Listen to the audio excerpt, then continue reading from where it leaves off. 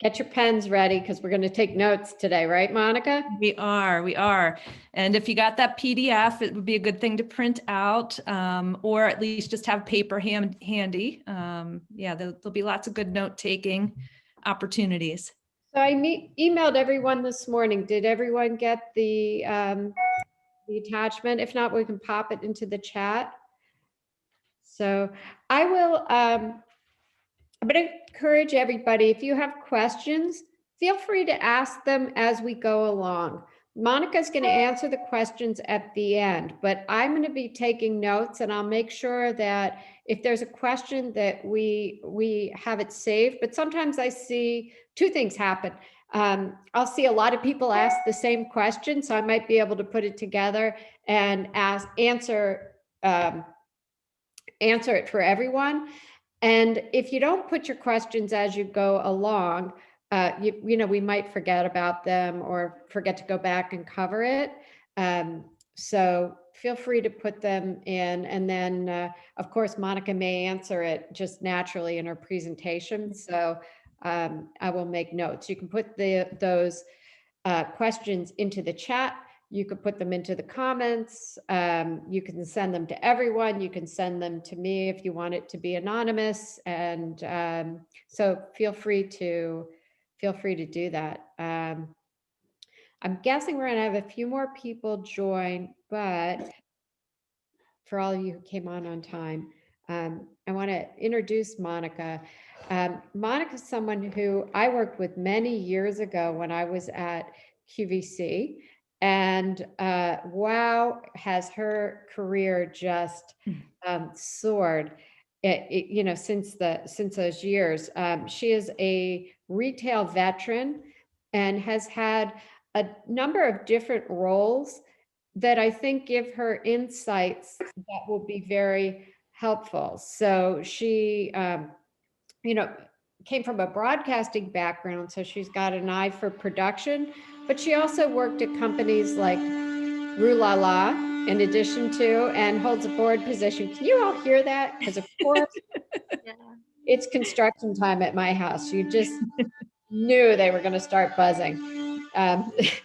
So on that note, Monica, I'm going to put myself on mute and let you take over. Can't wait for the presentation, and nice to see everybody. We'll be back on. I'll be back on shortly. Awesome. Thank you, Karen. Let's see if I can get this all working the way that we want it to. Let's go into presentation mode. And everybody can see this okay? And are you seeing my slides and not presenter mode? Are we good? We're good. Awesome. Okay. All right. Thank you, Karen, for that introduction. I'm super excited to be here today. And I just want to welcome everybody who's joining us live today. Good morning. And I just want to thank this room of leaders too, for taking time out of your schedules to continue to learn, to grow, to share what you're learning. You know, when I'm with people who are motivated by that, that's energizing for me. So I'm really happy to be here today, and thank you all for joining. So I'm going to kind of move through our agenda, and what I want to do is I'm going to start with a simple promise today, okay? And that is that you're all going to leave here today with one simple piece of information, okay? Hopefully a tool or a concept that you're going to be able to go back and implement in your businesses tomorrow or maybe even later today, okay? So it is a simple promise, but I can't do it without you guys partnering with me. So I'm going to look for a little participation. And that doesn't mean necessarily that you have to talk a lot or anything like that. It just means that I'm going to need you to engage and actively participate in the content that I'm going to be sharing with you today. Okay, that's where kind of the light bulbs are going to go off. And specifically, I need you to be prepared to do 3 things with me today. Okay, the first is I want you to get real, okay? Get real about yourself, get real about your business so that you can start to look at your business in a new way. The second thing is we're going to keep things simple, okay? So if any of you are hoping that you're here to hear some, you know, new leadership or management concept, learn some new tool or radical idea, That's not it. Okay. Today, everything that I'm going to walk through with you guys is meant to be simple, right? These are time road tested concepts and ideas. And then the third thing is we're going to focus on getting results. And what I mean by that is we're going to make sure that you leave here with a set of action items that, or steps, if you will, that you can take to start to make things better in your business, get a grip on your business. Okay.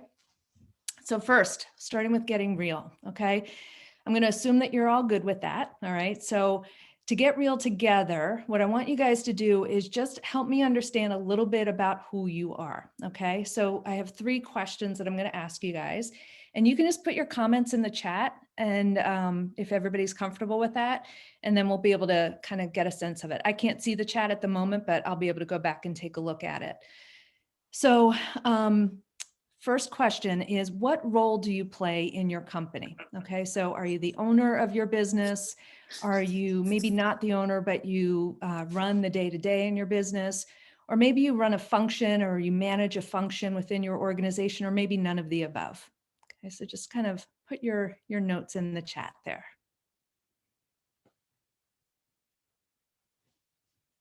All right.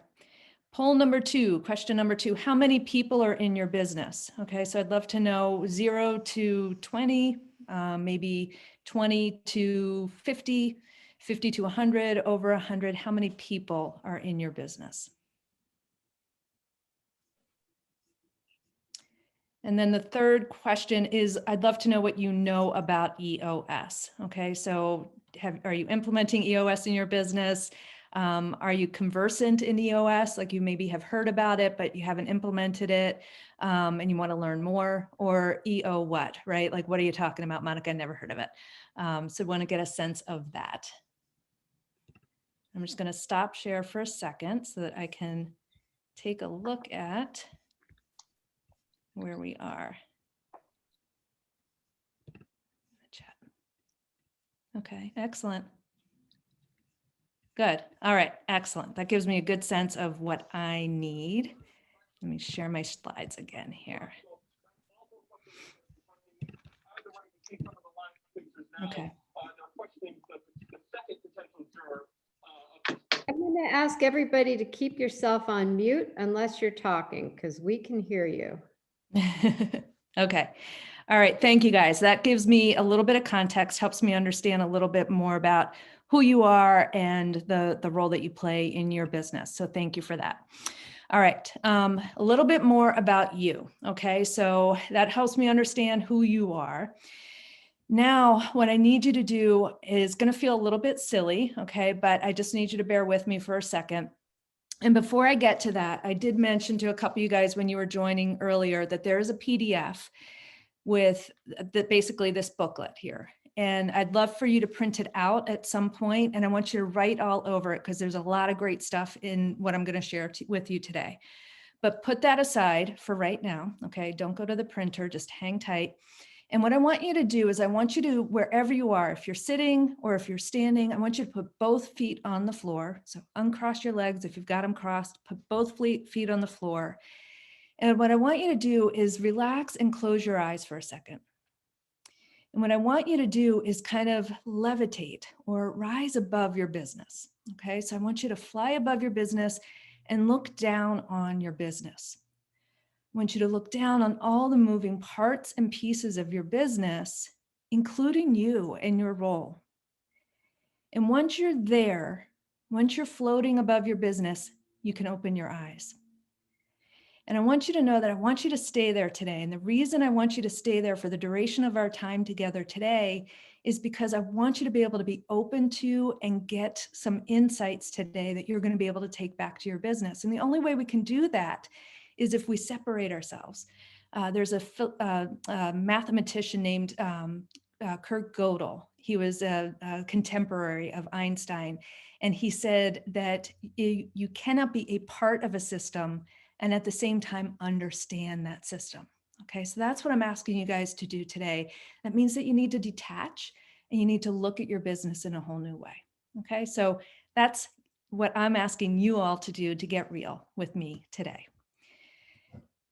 So Now I'm going to get real with you. I want to share a little bit about EOS and a little bit about the history so that you know kind of how we got here and a little bit about what EOS is. So a little bit of history. EOS is a complete set of timeless concepts and practical tools, okay? It was put together by a colleague of mine named Gino Wickman about 20 years ago when he was running his family business. Gino became an entrepreneur at the age of 21. At the age of 25, he was called in to run his family business. And what he observed was that there were no real tools. There was kind of this gap in the marketplace, no real tools for helping entrepreneurial leaders drive more structure, discipline, and accountability in their organizations. So he just kind of set about cobbling together what we now know of EOS, but he was pulling together these tools and these concepts and he was applying them in his business and it was working. So what he did was he just started to, as he was applying them, he started to share it with other leaders, the entrepreneurs organization, some of his, colleagues. And what he discovered was that the entrepreneurs he was talking with allowed him to see that there were some common things, common issues that were different for entrepreneurial organizations than regular organizations. So the two discoveries, the first discovery was that there are two distinctly different kinds of companies, okay? There are the type of companies where the leaders are working their tails off, okay? They aren't getting the results that they want. They don't have a grip on their business. They sort of feel like their business is running them versus them running their business, right? But 1 out of 20 companies doesn't run that way, right? They're working their tails off. They are, they're as frustrated and challenged as anybody else, but they have a sense of balance in their life. So interesting that, out of 20 companies, 1 out of 20 is actually not running that way. So it piqued his curiosity. He wanted to understand why. The second discovery is that all entrepreneurs tend to be hardwired the same way, okay? We wrestle with 136 issues simultaneously. And entrepreneurial organizations, and any of you inside of organizations, you know that it's kind of fun and exhilarating when you're wrestling with 136 issues, right? You're putting out fires, you're fighting with 2 swords, you're the business ninja, you feel on fire, right? But that's not necessarily healthy or sustainable, okay? So we want to be able to solve issues. And what Gino observed was that the companies, the organizations where the 1 out of the 20, where those leaders were working their tails off, but they were actually getting results and they had a sense of balance in their life, they were solving issues. They were solving issues every week, every month, every quarter. And they would solve them and they would set up new problems and they would solve those. So there was a sense that they were moving forward. They were getting things done. So the gist of EOS is that we want to get you to the point where you're solving problems for the long-term greater good of the business. So let me kind of back up. Gino observed all of this. He cobbled together EOS to use it in his business. And then once he put it together, he got a business partner and he started a company called EOS Worldwide. And they started implementing this with other businesses and it was working. So he went about trying to find other entrepreneurs, other leaders who were as passionate as he was about helping entrepreneurial companies. He called them EOS implementers. And I am happy to be an EOS implementer. I'm one of about 400 EOS implementers around the globe. And since Gino and his business partner started EOS Worldwide, we have now facilitated 80,000 full-day sessions with the leadership teams of over 10,000 organizations. And I tell you this not to brag, right? But to really underscore for you that everything I'm going to run through with you today, it's not theoretical, it's road tested, right? These are real practical tools that leaders are using in their organizations and they're getting results with them. No theory today, okay? Then that's what you're going to get from me. I'm going to show you some real practical tools. So those are the discoveries. That's a brief history about EOS and how we got here. Okay, so one of the other discoveries that Gino made as he was working with and has been working with other organizations, companies, is that all entrepreneurial leadership teams, and frankly, from my experience in organizations, all leaders wrestle with 5 frustrations. I'm going to just run through those with you now, see if any of these resonate for you guys. The first frustration is control, okay? And this is just the feeling that your business is running you, you're not running your business. And I love this story that a client shared. Sometimes they describe their business like a van that's driving down the road at 65 miles an hour, and they are running behind the van and the doors are flapping open and they're just trying to grab onto those doors, pull themselves in and get into the driver's seat, okay? It's this feeling that you're just not in control of your business is running you. If you ever felt that way, if you do feel that way, you're normal. The second frustration is profit. And let me be clear, I mean lack thereof. And this is just the feeling that you're working really hard, you're putting a lot of time and energy in, and you're just not getting the payoff for the time, the energy, the emotion, the financial investments that you've been making in your business. So profit, if you're struggling with profit, that's normal. People are frustrated, business owners are frustrated by their partners, their employees, their spouse, their kids, the person in front of them on the expressway, right? We're just frustrated by people. And what I mean by that is nobody seems to get your business the way that you get it. Nobody seems to care about it as much as you care about it, right? That's what we mean by people. It's frustrating. People frustrate us. And then hitting the ceiling. So this is the frustration of feeling like my business is moving along. My customers seem to like me. We're somewhat profitable. We're making money. Things are pretty easy. And then all of a sudden we hit a ceiling. It's this period of revolution in your business and you're not really sure what just happened, but you can't seem to break through it. 3 things happen. Businesses plateau at this point. Some businesses fail. We know that about 95% of startups fail within the first 5 years. The great leaders, the great teams break through that ceiling. They develop capabilities so that they can keep breaking through that ceiling. If you're frustrated because you've hit a ceiling in your business, you're just normal. And then the last frustration is just that nothing's working. Okay, this is where you want to break through the ceiling. You want to make things better in your organization. So you're reading books, you're going to seminars, you're bringing that stuff back to your business, trying to implement it, but it's just not working. And unfortunately, your team looks at you as if you're trying all this stuff and it's sort of like a flavor of the month thing. Nothing seems to be working. If you're feeling any of these things, know that you're normal, okay? This is just what happens within organizations. But Gino obsessed over this. And what he realized was that the truly great businesses, even though they had these frustrations, they were strong in 6 things. And what I'm going to go through next is I'm going to walk you through those 6 things. We actually call these the 6 key components of a business. We work to make them strong so that every company can achieve greatness, achieve the greatness that they're hoping to achieve. Okay, these 6 key components make up the EOS model. EOS stands for the Entrepreneurial Operating System. Okay, so the next promise, the second promise, was to keep things simple. Okay, so what I'm going to do now is walk through the EOS model.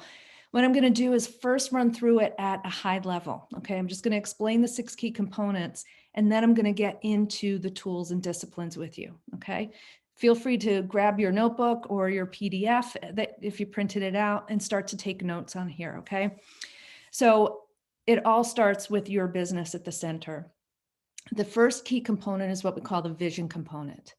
The vision component is about getting the leadership team all on the same page with where you're trying to get to long term, okay? Getting everybody to see the same thing so that everybody sees the same vision and is working towards the same vision for your organization. The second key component is about people, okay? So very simply, you can't achieve a great vision without great people. But the discovery here is that every organization defines great people differently, all right? So we just got to get to the heart of what makes for great people in each leader's organization.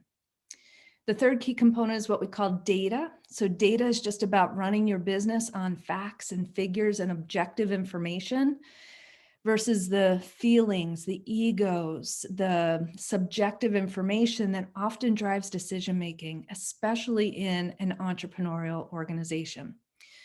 So what happens when we start to strengthen the vision, the people, and the data components is that you start to see impurities, imperfections, obstacles, and challenges in your business, and they are just called issues, okay? That's the fourth key component here. Issues are just problems in your business. And you can't run a great business, you can't achieve your vision if you're not great at setting your issues up as they arise and then knocking them down, making them go away for the greater good of your organization. That's issues. The fifth key component is what we call process. So process is about documenting, identifying the handful of core processes that really make your organization run, okay? Not the 200, but the handful of core processes that really knit your organization together, really make it run. When we can document our processes at a high level, taking an entrepreneurial approach here, we make our businesses more predictable, makes it more scalable. Ultimately, it's what makes organizations more profitable. It's getting your hands around your core processes that really make your organization run. And then the sixth key component is what we call traction. All right. So traction is just bringing that vision down to the ground and making it real. Okay. It's about imparting focus, discipline, driving accountability in your organization through disciplines, tools, and processes that really make your organization run. And I love this quote: vision without traction is hallucination, right? It makes sense, right? If you don't have anything to bring your vision down to the ground, it's hallucination. It's just a dream. So when we talk about strengthening the 6 key components, those 6 key components make up the EOS model. EOS stands for the Entrepreneurial Operating System. The types of companies we typically work with are entrepreneurial. That just means they're growth oriented. Their owners are willing to be open, honest, and vulnerable with themselves and with the people around them, okay? They want to grow. They're more concerned about the status quo than they are about change, okay? So that's a little bit about the type of people we work with. But the range of businesses varies wildly, right? So my ideal prospect, our target market, is typically companies with between 10 and 250 people. Got companies that are well beyond that and companies that are smaller than that. So it can work for anyone. We just find that 10 to 250 is sort of a sweet spot for the organization. But when we're working with leadership teams on these 6 key components, we want to get them strong. You've heard me say that word strong a couple times. And what I mean by that is we want to get you to 100% strong, right? But 100% is sort of, idealistic, right? It's like utopia. So we want to get realistic. And what we do is we actually work with leadership teams to get them to 80% strong or better in each of those 6 key components. And the reality is that most organizations, especially when we start working with them, they're 20% strong, right? And what that means is many of them are actually succeeding in spite of themselves. And that's a good thing, but we can keep building, right? So we don't work with companies that are kind of fallen into a ditch, right? That's not the type of organizations we work with. So when I say that most of the organizations we work with are about 20% strong or better, this means that we're making them great organizations. That's the focus, get you to 80% strong or better in each of the 6 key components. So with that in mind, I'm going to go through each of the tools and disciplines that I teach my clients to get stronger, to get to 80% strong in each of the 6 key components, okay? So I'm going to take the second pass around the model here. So you heard me say before that vision is about getting the leadership team 100% on the same page with where you're going long-term. So the first tool we use to help you do that is something called 8 questions. Very simple, not easy necessarily, but very simple.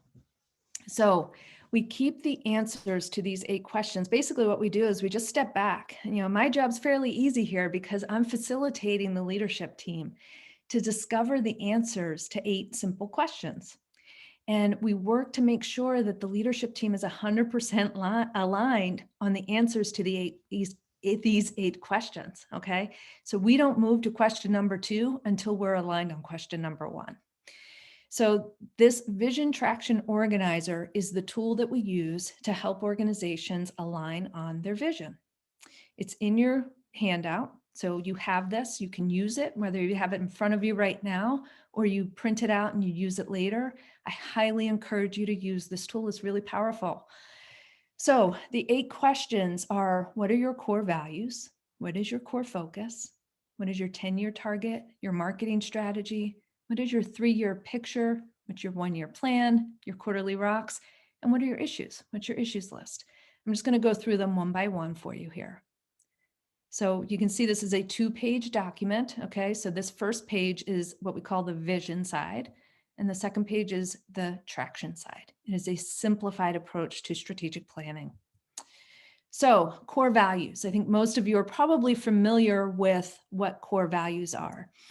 The unfortunate thing is that core values, I think in the late 90s, early 2000s, it was sort of everybody was doing core values. It was, anywhere you looked, you walked into a building that was pasted on a wall or embedded on the floor for my QVC folks. Anywhere you looked, there were core values. Unfortunately, over time, core values have become trite.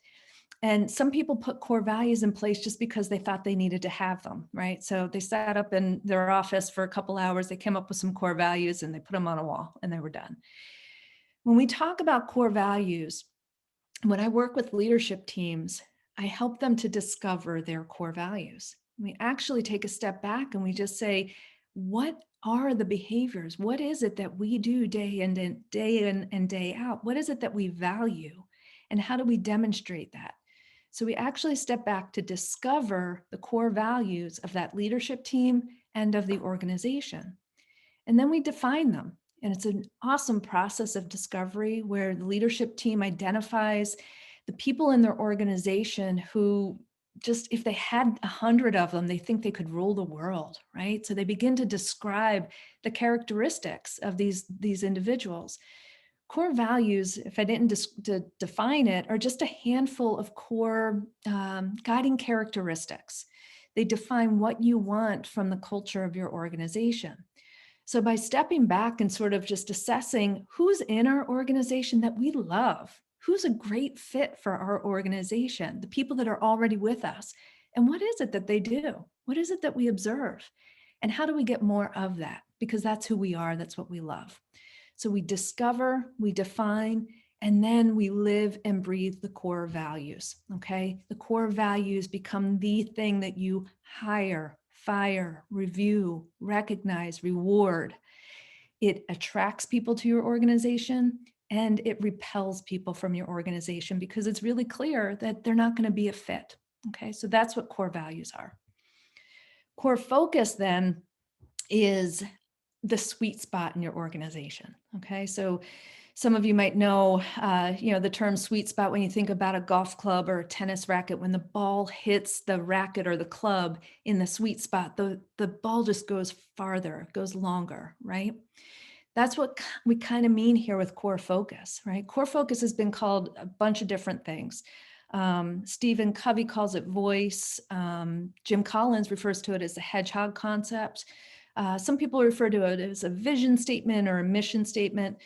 We call it core focus because when you're laser focused within your core focus, you're always operating within your sweet spot. So when we work with clients, I help them understand and articulate their purpose, their cause, or their passion, one of the three. And once we define what it is that gets them out of bed, why do they do what they do? We determine their why. We then define their niche or niche. And that's just what you can be best at in the world.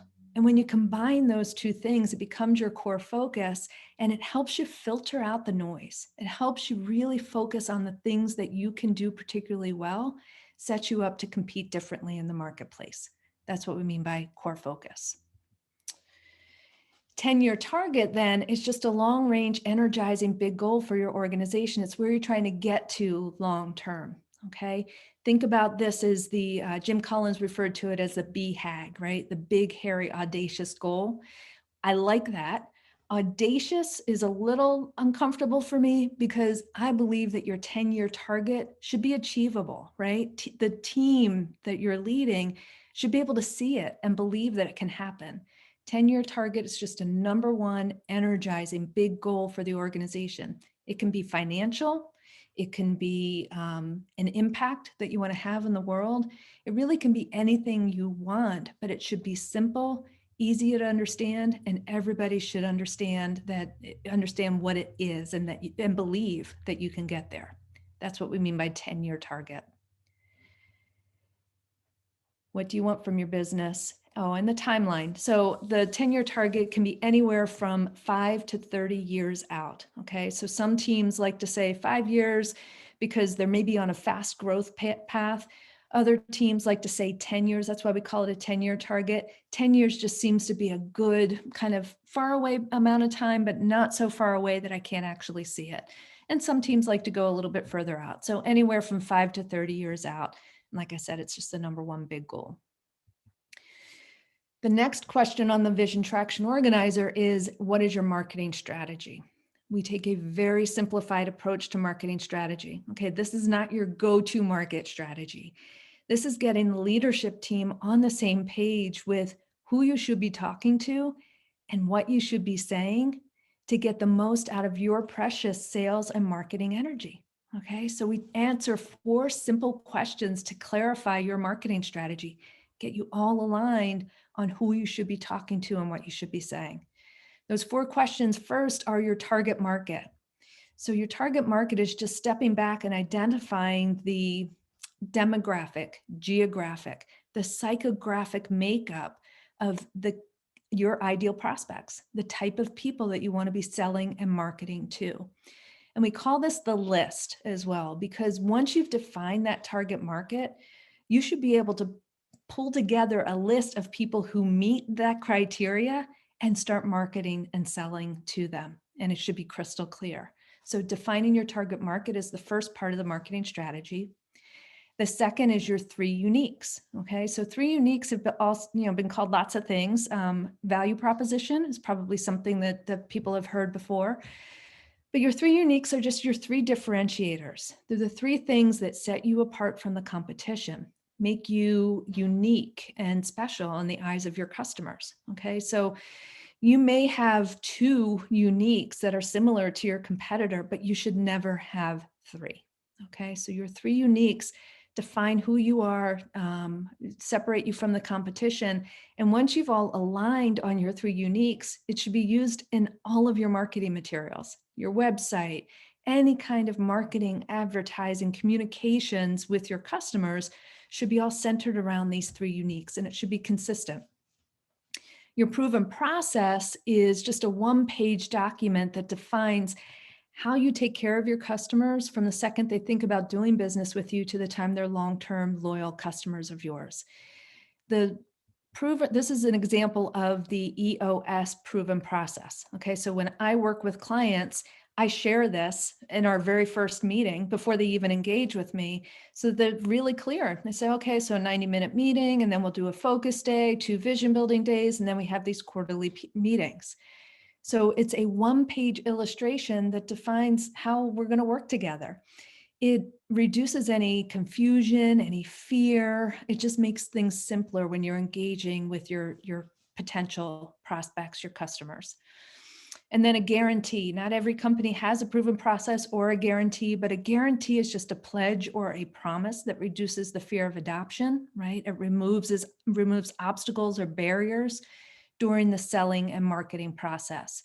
You can think about lots of examples of companies that provide a guarantee, but one that comes to mind is like when your car has to go in for service. If you can be guaranteed that you're going to be able to get a loaner, that's going to be a differentiator between other auto repair places, as an example. So a guarantee is just a pledge or a promise that reduces the fear of adoption. That's your marketing strategy. The next question on the vision traction organizer is what we call the 3-year picture. Okay, so your 3-year picture, now with your core values, you know who you are at the core. With your core focus, you know what you love to do and you're best at. With your 10-year target, you know where you're going long-term. With your marketing strategy, you know how you're going to get there. With your 3-year picture, we're now bringing all of that down to the ground. We're starting to make it real. And this is a simplified approach to strategic planning. Okay, we have all been, or many of us have been, in 3 to 5 year planning processes where we're together perhaps for days, maybe even a whole week, trying to work through the 3 to 5 year plan. We take a simplified approach here, and what we're doing is we're first making some predictions about the business. We choose a future date. So from today, it would be 12/31/23. We then predict revenue. What do we think our revenue would need to be in order to hit that 10-year target that we mapped out? What do we think our profitability would need to be? What would be some key measurables that would be meaningful to our team that shows how we're growing and how we look different in 3 years? We call this a 3-year picture because we want to paint a picture in the mind's eye of the leadership team and of every employee in the organization so that they can see what it looks like. You guys all know this probably, but when you can see in your mind's eye what the future is going to look like, the likelihood of achieving it is far greater, right? So the what does it look like part of this 3-year picture is we just have the leadership team step back and describe what does this organization need to look like 3 short years from now? How many people do we have? Are we in the same location? Are we in new geographies? Do we have new technical capabilities that we're offering? What's our mix of employees, right? So defining what this organization is going to look like 3 short years from now. In addition to it being powerful when everybody can see the same thing in their mind's eye, it also sets you up for more effective 1-year planning. When you know what you want your organization to look like in 3 years, you can move on to the next question, which is, what is your 1-year plan? What do we need to do this year to start to lay the foundation to achieve that 3-year picture? So again, we make predictions as a leadership team. We say, okay, we think our revenue at the end of the year should be X, profitability should be Y, and some key measurables are X. And then we set about defining 3 to 7 priorities. We call these goals for the year. And you'll notice I said 3 to 7 and not 23, because when everything's important, nothing is important. So this is where we start to drive real focus, more discipline across the leadership team, because they've got to get it down to 3 to 7, because this is where you're providing clarity to the rest of the organization. You're making choices, you're making trade-offs to get to your 3 to 7 priorities for the year. Then that sets us up for rocks. Okay, so you've probably heard this term rocks before. Stephen Covey popularized it, right? So when Stephen Covey popularized it, he used the example of a glass cylinder, and the glass cylinder was representative of time, right? And this is often used in college classes as well. The idea is that you want to get the rocks that represent your biggest priorities. You got to get them in the cylinder, but you also need to get the pebbles and the sand and the water in that glass cylinder. If you put the water, the sand, and the pebbles in, the rocks aren't going to fit. Okay, so this idea of rocks is just that you got to put your priorities first. We love this idea of rocks because what this does is create a 90-day world for your organization. Okay, we all have gone through this. Think about New Year's resolutions. You set goals for the year, and about 90 days in, it's just human behavior. We get distracted. We look back and we forgot what we even set, what goals we set, and we're working on something completely different. So this discipline of quarterly rocks is just creating a 90-day world. We acknowledge that as humans, we lose focus after 90 days. So we set 90-day priorities. We take that 1-year plan and we start to break it up into 90-day priorities. We make projections. We break that big number for the year down into a quarterly number. What do we think our revenue needs to be this quarter? What do we think profitability will look like this quarter? How about key measurables? And then we set 3 to 7 priorities for the company. And you can see the who here. we actually define an owner for each of these. These are company rocks. And then we set about defining rocks or priorities for each member of the leadership team. Okay, so we begin to cascade these priorities, providing real focus and clarity for the organization of what's most important to get done this quarter. Okay, that's rocks. And then the last question on the Vision Traction Organizer, we called the VTO, is the issues list. So you heard me talk about issues before. Issues are just problems and challenges that come up in your business. The reason this is so important in the VTO is you heard me talk about in the one-year plan, 3 to 7 priorities. Well, most leadership teams have a really hard time just leaving stuff off that list. So we say, put it over here on the issues list. Some people think of it like a parking lot. And what we do is we identify these as key issues that we're going to want to get back to next quarter. So every quarter we look at this Vision Traction Organizer with the leadership team and we say, how do we need to resolve these key issues? Are any of these issues now rocks for the next quarter? And we just keep them front and center, make sure we've got good visibility, and we carve off time every quarter to work through this issues list. So that's the Vision Traction Organizer. That is the first tool or discipline that helps us get to 80% strong or better in this vision component. The second tool or discipline, if you will, is just we got to get those 8 questions shared by everybody in the organization. And I know this seems simple, this seems basic, but I can't tell you how many times leaders, owners of businesses say, I know the vision, it's really clear in my head, and my team seems to get it, but they haven't actually shared it, communicated it with other people in the organization. If you want people to share your vision, if you want people to help you drive that vision forward, you got to tell them. And you got to tell them more than once. We like to say that you actually have to say it 7 times before people hear it the first time, right? This is just general human observation. We got to hear things 7 times before we hear it the first time. So in order to get to 80% strong here in the vision component, we got to answer those 8 questions on the Vision Traction Organizer, and then we got to make sure it's shared by everybody. And we do that through a quarterly state of the company meeting. So I teach clients how to do this quarterly state of the meeting. So that's the vision component. That's how you get to 100% strong there. The people component is about getting 2 things: right people, right seats. And this is a concept that was developed or kind of popularized by Jim Collins in his book, Good to Great. We just kind of define it a little bit more clearly here. So I'm going to kind of walk through how we get to right people. We always start there. But right people are just people who share your core values, right? In the Vision Traction Organizer, I explained what core values are and how you use them. We use them to make sure that we're attracting the right people to our organization. And we want to make sure that a right person in your organization is a fit with all of your core values. So the tool we use to do that is a very simple tool called the People Analyzer. It could not be more basic and simple, but all we do is we have you write your core values across the top, and then the name of each person on the side. And then you just assess each of your people in black and white, black or white. Are they a fit with your organization? A plus means that they demonstrate that value all the time. A minus means that you really don't see it, right? You just don't see them demonstrating that value in your organization. And a plus minus means sometimes they do, sometimes they don't. And then we look at across every value, how are they doing?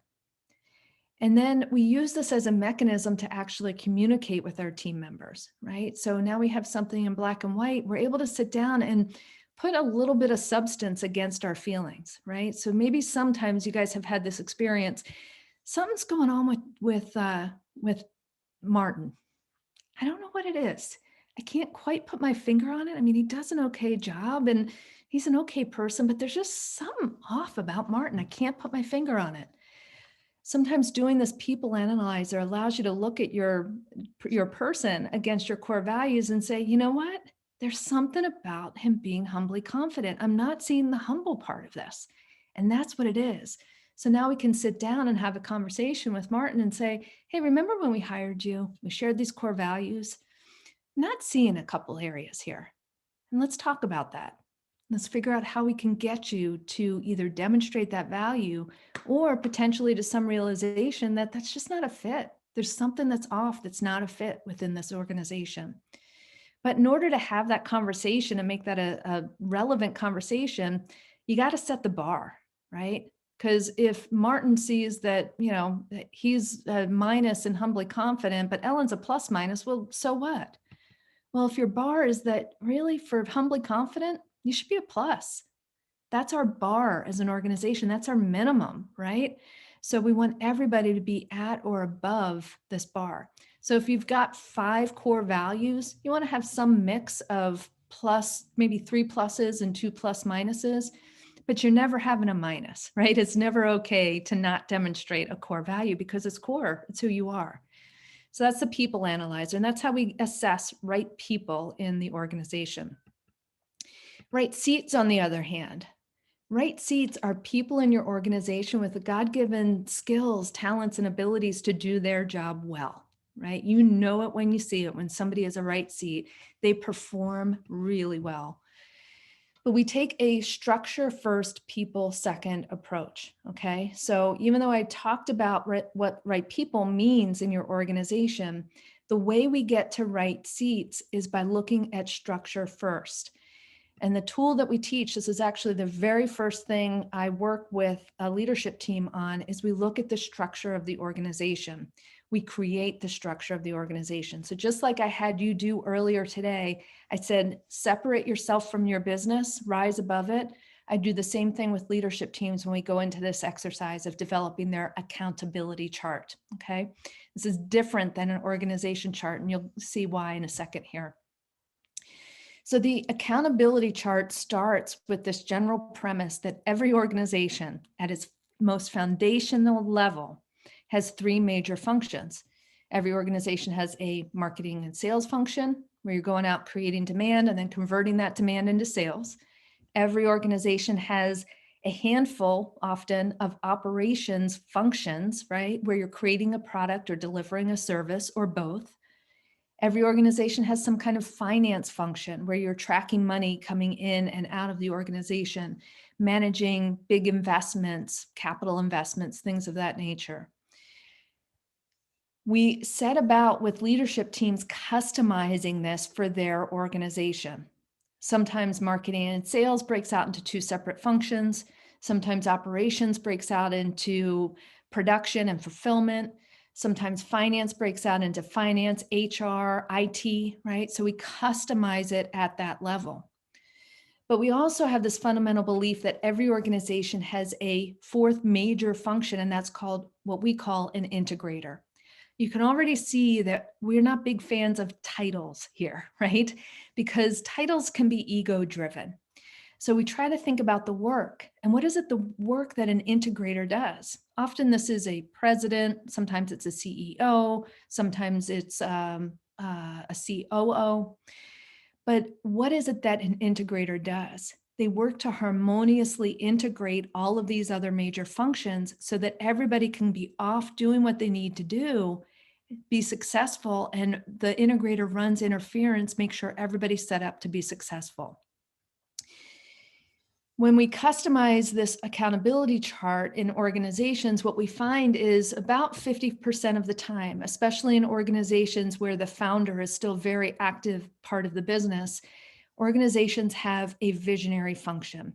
The visionary is sort of the big idea person. They're relationship oriented. They come to every meeting with 20 ideas, and sometimes 2 of them are good ones. They are big relationship people. So they don't like kind of getting down into the details, into the muck or the weeds of what might be going on down here. They just aren't comfortable with that. That's usually just best left to the integrator. But if an organization has a visionary in their organization, we just want to call it out. Because when a visionary is stuck in an integrator seat, chaos ensues. And many of you can probably think of examples of this, where a visionary is trying to run the day-to-day and they just can't keep focused. Every 90 days, there's some new priorities and it's all random and it just doesn't feel like there's any focus or support. So if an organization has a visionary, we just call it out, separate it. But the other thing that we do that makes this an accountability chart versus an org chart is that we define the function. Okay, I showed you marketing and sales as an example.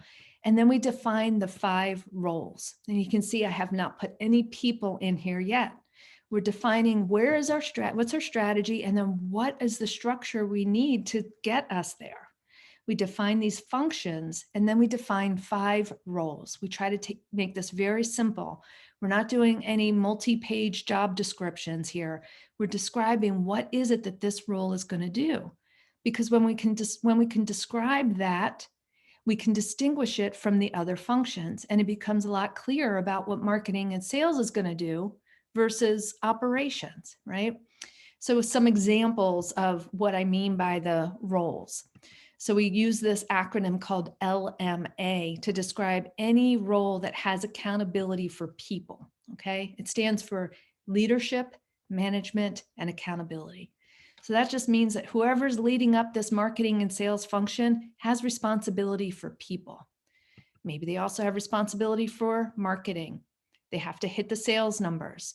They have to sell. They manage accounts. Okay, so that's a description at a high level of marketing and sales. Once we've defined that, and we've defined that for every function, then we can set about figuring out who should be in that seat. Who is the right person for that seat? In order to do that, we use something we call GWC. Somebody who GWCs the role gets it, right? They have knowledge, experience, credentials. They get it. They understand this marketing seat. They want it. They don't just want any function. They don't just want a seat, any seat in your organization. They want that seat, and they have the capacity to do it. That means they have the mental, physical, spiritual capacity to bring their whole selves to the job, to the function, to do a great job with it, to continue to learn and grow as the function needs them to. That's what we mean. That's how we get to right seats. So we define the structure, the functions, and then we define who should go in that seat. And we come back to this people analyzer, and we put on those last 3 columns, gets it, wants it, capacity. Now we can look a little bit more objectively and say, okay, they have to be a yes on gets it, wants it, capacity. And we look at that in relation to the core values. And now we're able to see that they're a fit with the core values, and they get it, want it, and have the capacity to do it. Has to be a yes on GWC.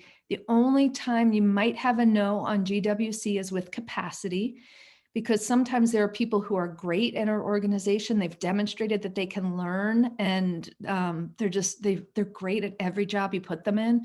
So sometimes you can have a no there because they haven't done this job yet, but we have a lot of confidence that they're going to move up the learning scale, the learning path there pretty quickly.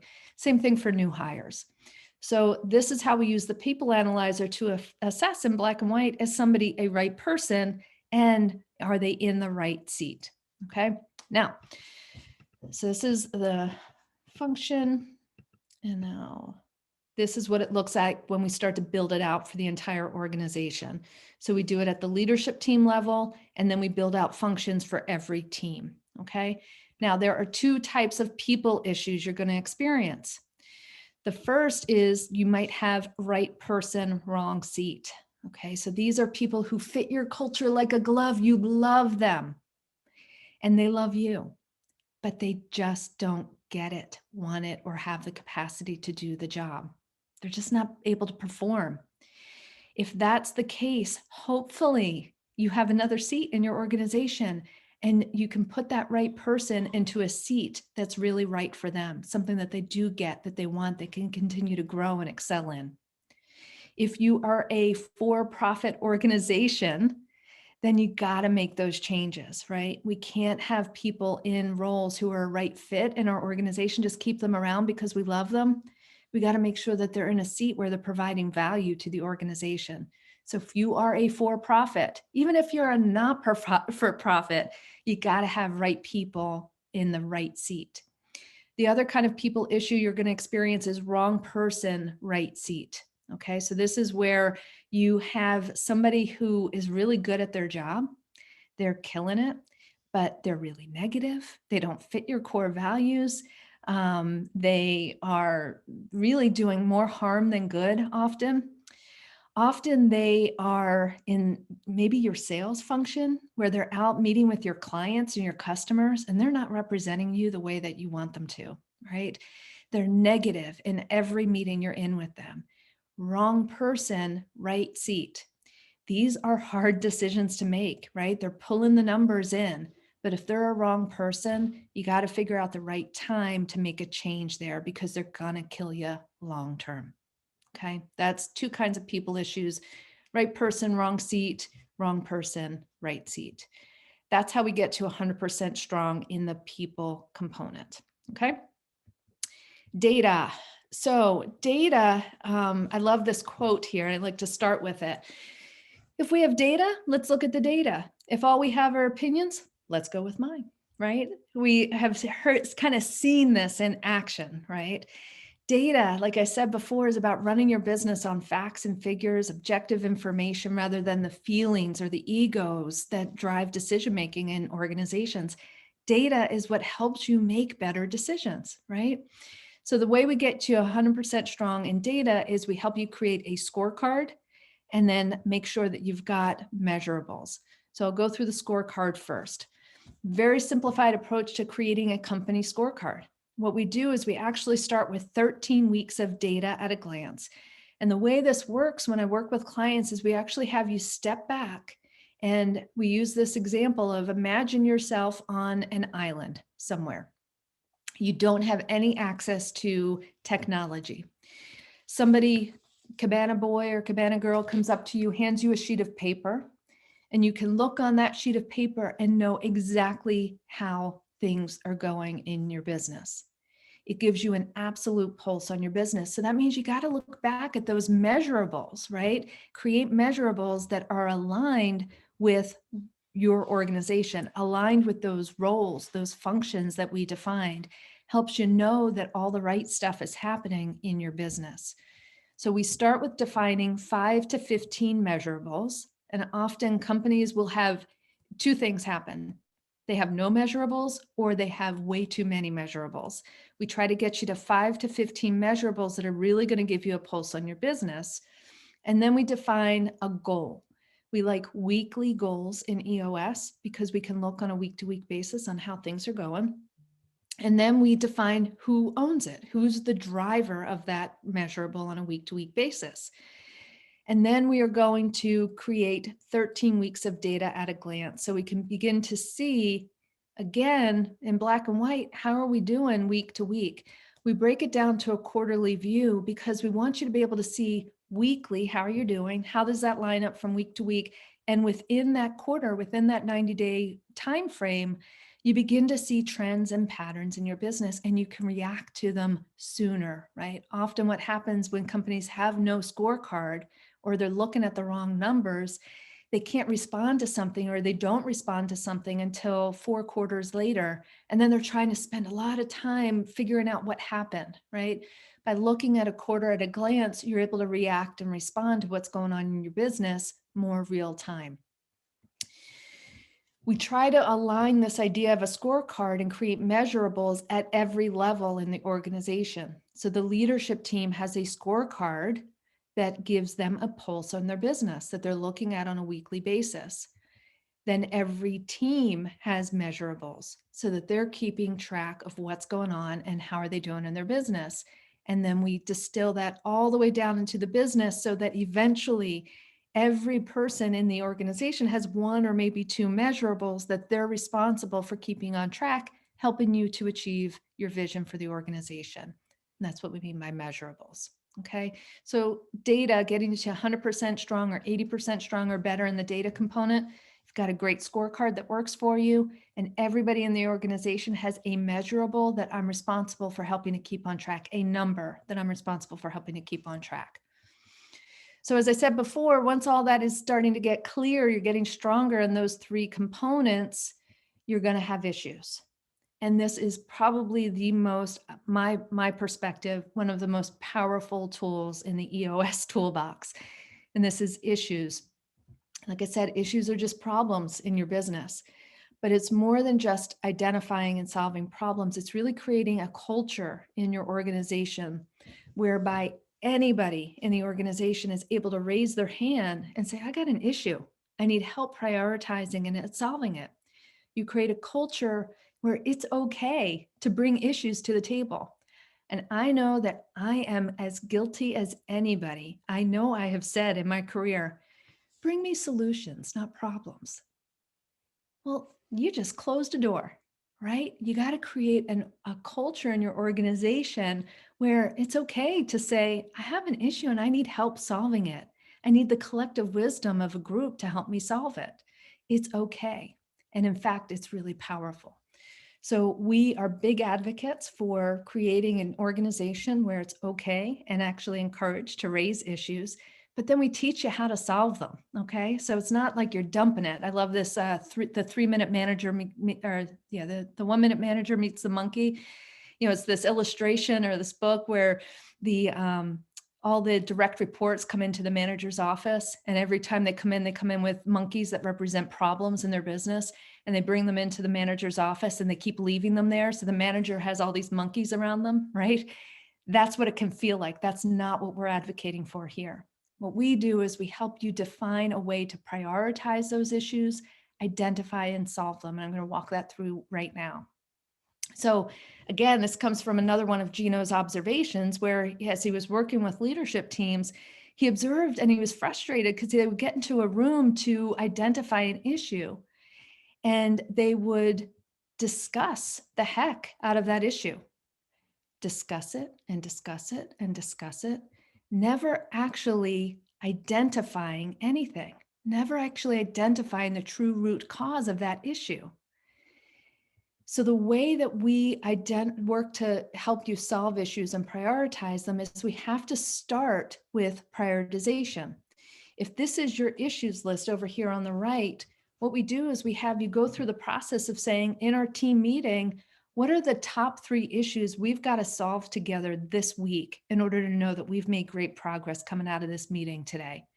We identify the 1, 2, and 3 most important issues first, and then we set about to identify the issue. That means that we're getting to the root of the issue, right? We never really take it at face value. Because when we see Andy S is right seat as the issue, we got to understand what that is. When we say that she's right seat, what does that mean? Does that mean that she doesn't get it? Does she not want it? Does she not have capacity? We got to get to the root of the issue.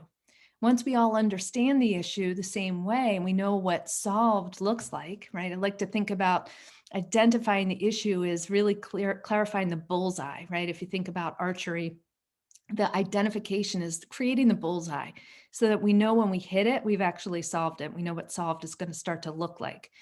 We identify the root of the issue, and then we discuss it. We go around the table with everybody sharing their point of view with nobody repeating themselves, because we see that happen in leadership team meetings a lot. I say it 2, 3 times because maybe they didn't hear me because I'm not sure if I got a reaction that time. And I say it over and over again. We call that politicking. So you say it and you say it only once, right? Acknowledge that people have heard you. And if they have a comment or they want to engage in discussion around it, they're going to respond. You discuss it, and then you eventually move to a solve that's going to make the issue go away for the long-term greater good of the business. You erase it. Sometimes it's a baby step. Sometimes it's a huge leap, whatever solved looks like in this case. And then you go about identifying and discussing and solving issue number 2, number 3, and then so on from there. That's what we mean by issues. That's what it looks like to get to 100% strong in the issues component. It's about creating a culture where it's okay to raise issues and then learning together how to prioritize and then identify, discuss, and solve those issues.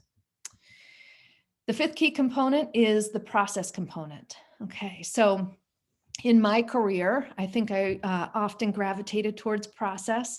Lots of entrepreneurs hate process. I have heard people who have banned the word process from their businesses. So I get it. It's normal. We don't like process. But if we don't spend the time really documenting that handful of core processes that really make our business run, we're going to feel out of control. So what we do is we first just document the processes, and then we get the processes followed by all. And we take a real simplified approach. So first we identify the handful of core processes for your business. So there are things like people, maybe you have a marketing process, a sales process, might have a handful of operations processes, customer service, accounting. We just take them one by one, and that list sort of becomes your table of contents. Think about it like a binder, if you will, okay? Once you identify what those handful of core processes are, create your table of contents, and then you're going to start to document them. We believe in a simplified approach to documenting your process. Okay, so we take a 20-80 approach. That means we're documenting 20% of the steps to get you to 80% compliance. We do not believe in 400-page SOP manuals in EOS. Nobody's ever going to read them. Okay, it's not worth the time and energy. So we define the high-level process. So as an example, in a people process, you identify the need, define the seat, hire, onboard, train, LMA, how are we going to lead, manage, and hold them accountable, and then termination. Okay, simplified approach to a people process. Sales process, very similar. How do we go about getting a new lead? How do we qualify them? How do we identify if they're a fit? When and how do we do proposals? And what do we do if we win or lose the business? Those are examples of processes. They go into a binder, digital or analog, your preference, and it becomes your way, your company way of running your business. Simplified approach. I love this quote from Izzy Sharp, who is the founder of the Four Seasons Hotel. He says, we have to systemize the predictable so you can humanize the exceptional. We want your energy going towards those things that are new and unique in your business that require your thought power, and systemize the stuff that should be running day to day on its own. The second tool we teach for the process component is this, that it should be followed by all. Okay, so once you've documented those processes, you got to make sure you have an owner for each of the processes, and that owner may change over time. And then we got to make sure that everybody who's a part of that process is trained on it, that we have some way of measuring people's performance to the process. Okay, so are they doing it? Are they not doing it? How often, how frequently are they doing it or not doing it? LMA, we need to hold them accountable. Okay, so we need to make sure that they're aware of the process, that we're managing them within that process, and that they're being accountable within that process. And then we got to make sure that whoever owns it is updating it, because your business is changing, growing, evolving year after year. Got to update your core processes pretty regularly. So that's what it means to get to 80% strong or 100% strong in the process component, getting your processes documented and followed by all. And then finally, I'm coming down to the sixth key component, and this is the traction component. So the traction component is about two things: creating rocks, which I already told you about, and meetings, creating a great meeting pulse. This is where you start to see traction in your business. This is where you start to feel like things are getting done, the right things are getting done in your business. So rocks, I already told you about this process within the VTO where we set rocks, but I want to kind of zoom out a little bit, because the way this works is we actually get the leadership teams together once a quarter. We get them offsite, and we encourage you to step back and look at your rocks, look at the previous quarter, look at how you did, and then look forward. So you learn from the past, you don't beat yourself up, you learn what you learn, and then you apply that going forward. You create a new set of quarterly priorities, you review your vision traction organizer, make sure that everybody's still aligned with that vision, that it hasn't changed, make adjustments as you need to, because sometimes things do change.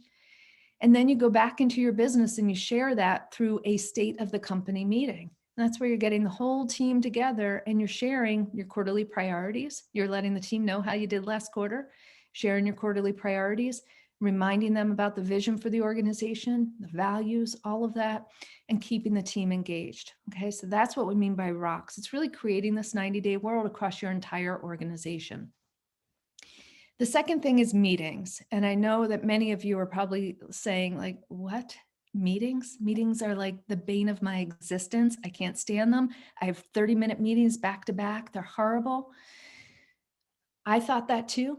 until I saw the EOS meeting pulse. And I'm telling you that this is an investment of time that with an agenda that works, meetings can be powerful. They can be productive. So oftentimes we go into meetings, we talk about things, we come out of the meeting with a to-do list, we don't address it, and then the next meeting comes up and we procrastinate and we're rushing to get stuff done for that meeting. In EOS, we like to have meetings where we actually come out of the meeting already working, already having completed some really great work together. So what I'm going to do is walk you through the EOS meeting pulse. And I encourage you guys to really take a look at this and decide if there's any part of your business where you could replace a current meeting agenda with this EOS meeting pulse agenda. So a couple things are true about this weekly meeting pulse. And the first thing is that it should be the same day, it should be the same time, and it should always start on time and end on time. Okay, so we subscribe to the Vince Lombardi definition of on time, which is early is on time and on time is late. Okay, so always starting on time and ending on time. And the meeting that I'm referring to, we call a level 10 meeting. And we call it that because most of the time when we're meeting with clients for the first time and we ask them to rate their meetings on a scale of 1 to 10, most of them are at about a 4 or a 6. So our goal here is to get your meetings up to a level 10, okay? And that's why we call it the level 10 meeting. We always start the meeting with good news.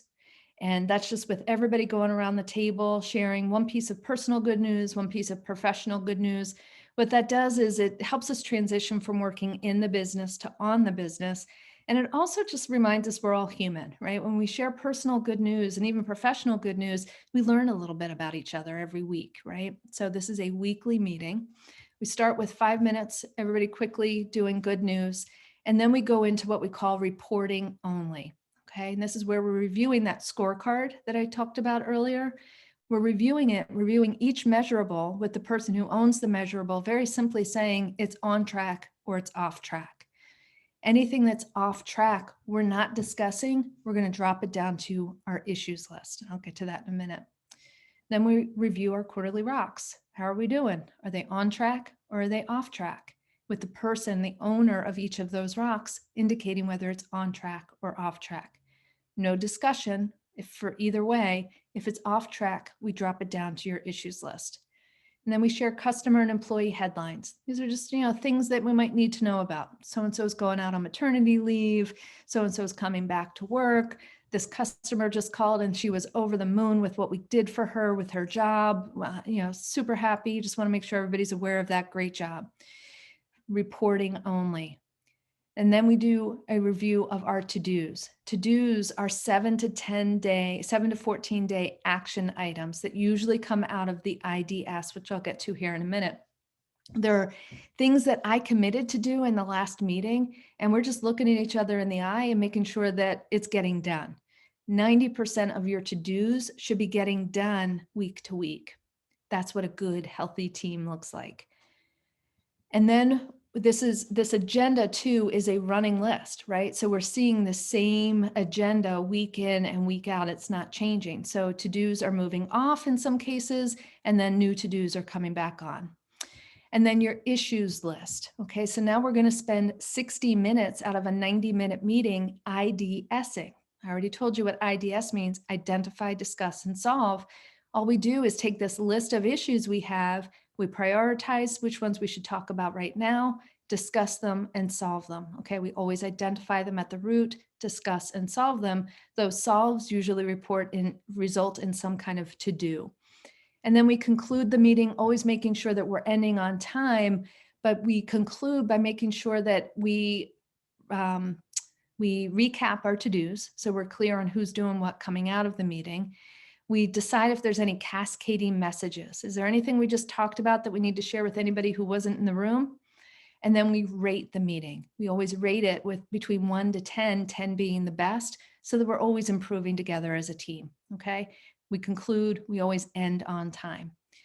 That's the traction component. That's what it looks like to get 100% strong in the traction component. You've got quarterly rocks, you've got a process for reporting out to the company, and you've got a great meeting pulse that's keeping your circles connected across cross-functionally or within your department.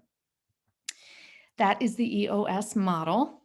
And with that, I want to move on to this last section, right? 3 promises. I want to promise you guys that you're going to get results. So I want you to think about all that I've just shared with you. And a lot of what I shared, I used examples where how I meet and work with clients. You don't have to work with an implementer like me to be able to implement EOS in your business. There are lots of tools and resources out there.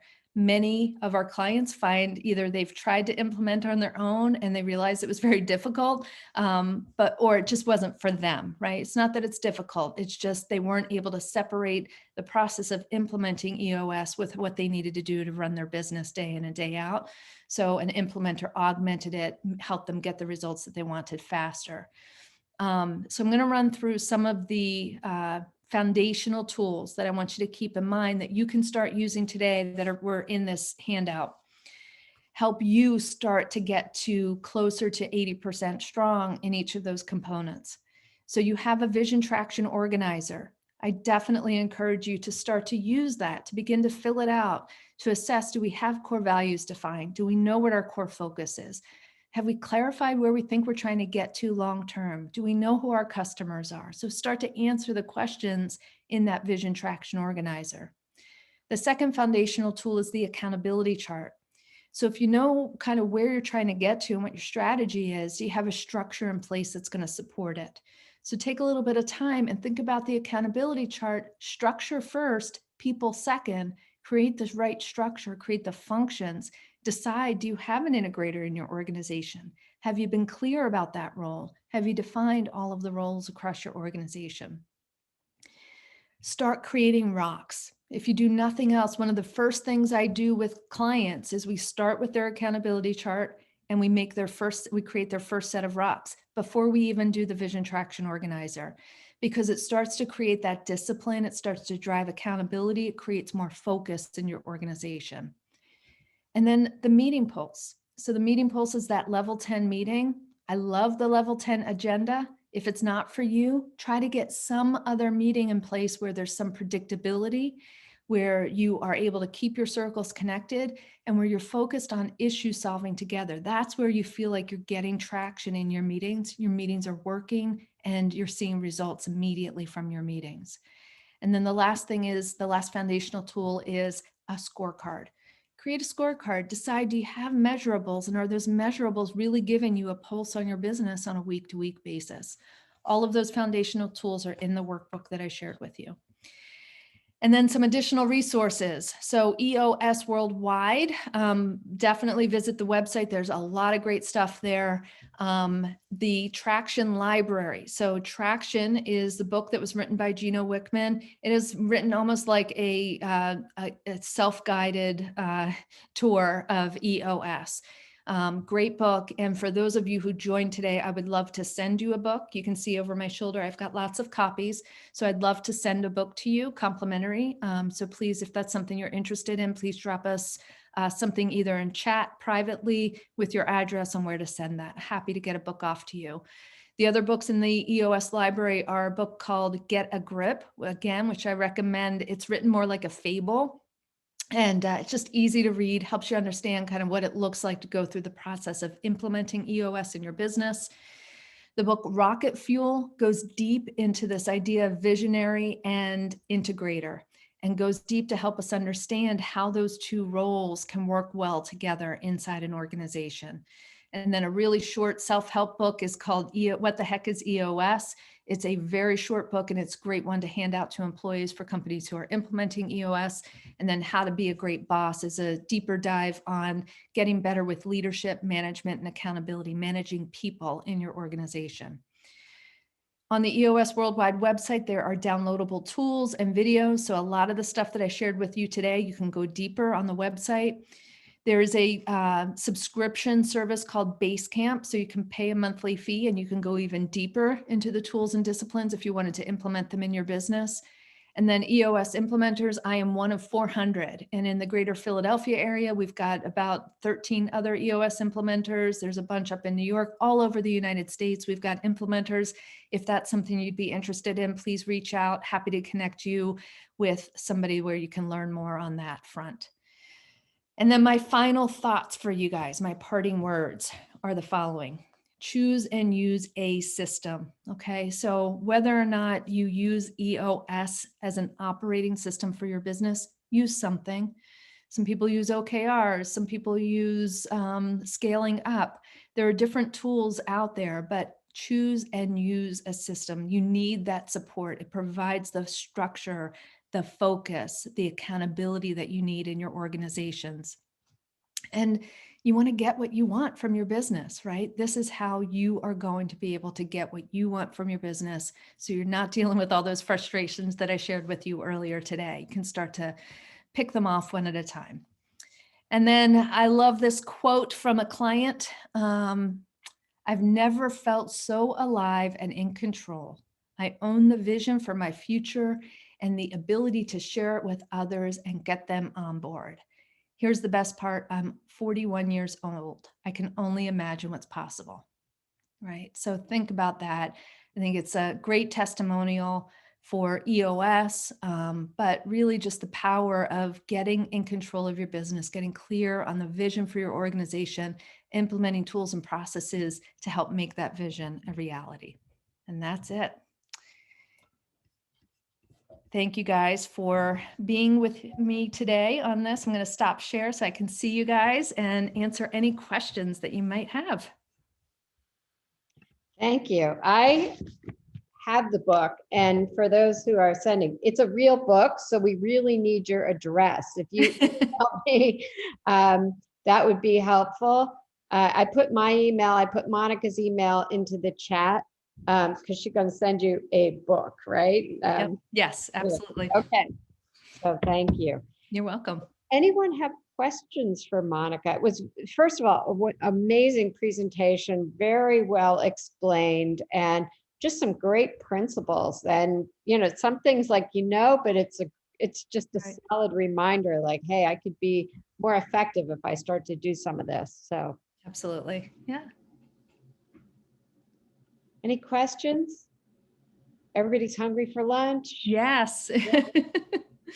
Awesome. What, Monica, I did put your email into the chat. I'm going to I'll copy it. I'll put it in again.